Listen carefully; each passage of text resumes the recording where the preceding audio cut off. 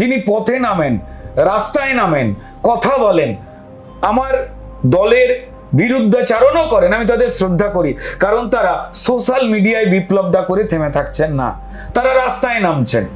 আজ যখন বাংলা ও বাঙালি নিয়ে প্রচুর কথা হচ্ছে, এই বাঙালি চাল ডাল রেশন আবাস কারা চুরি করেছে আমরা জানি না।